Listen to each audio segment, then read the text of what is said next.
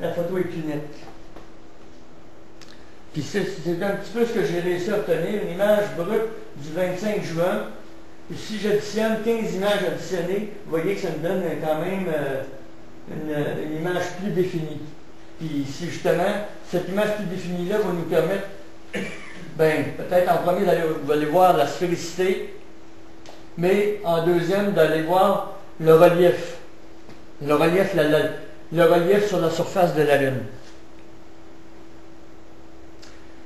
Bon, pour commencer nos traitements 3D, il y a une chose, c'est un autre facteur, c'est ça, une autre contrainte qui s'ajoute, c'est que nos photos ne sont pas nécessairement alignées. Le pôle n'est pas nécessairement entre deux photos, n'est pas nécessairement aligné, je veux dire, dans la même direction. Donc, avec un logiciel qui s'appelle PinchUp Pro, alors moi je peux aligner mes deux photos ensemble, une par rapport à l'autre.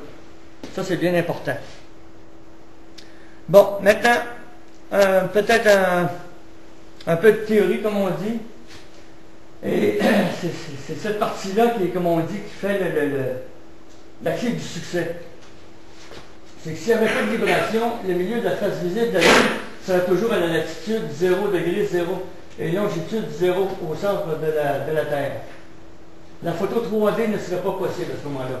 Mais il y a ce qu'on appelle la longitude et la latitude sélénographiques, qui sont les coordonnées sur la surface de la Lune. Le point de référence est 0 ici, et puis vous avez un point qui subit, qui est la longitude et la latitude sélénographique.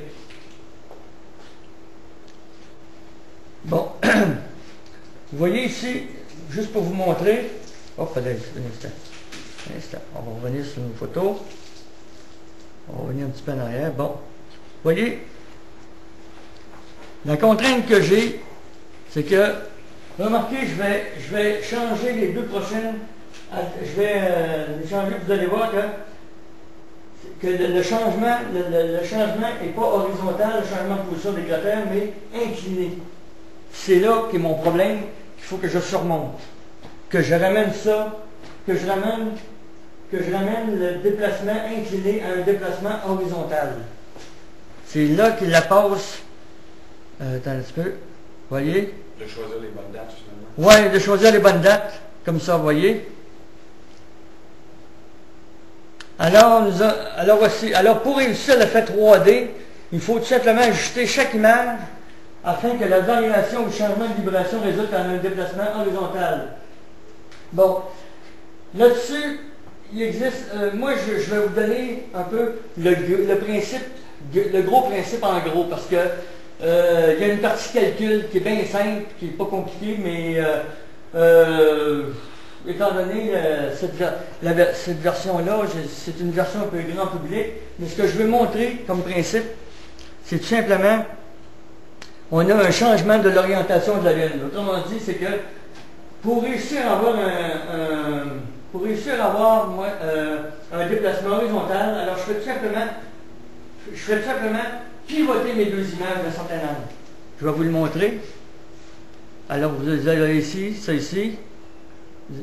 Regardez, c'est ça. Le principe est celui-là, c'est que j'ai tout simplement à faire pivoter mon croissant d'un certain angle, et puis là, à ce moment-là, je me ramasse avec un déplacement horizontal, parfaitement horizontal, et puis le tour est joué pour réaliser ma photo 3D. Ce qui me reste à faire, bon, ok, là, parce que moi, en fait, je l'ai calculé à partir des données qui sont fournies avec le logiciel Colix de Jean Vallière. Ça me permet de calculer l'angle dans lequel je dois incliner mes photos, puis en ayant les dates. Il faut que j'aie les dates dans lesquelles j'ai pris mes photos, c'est bien important.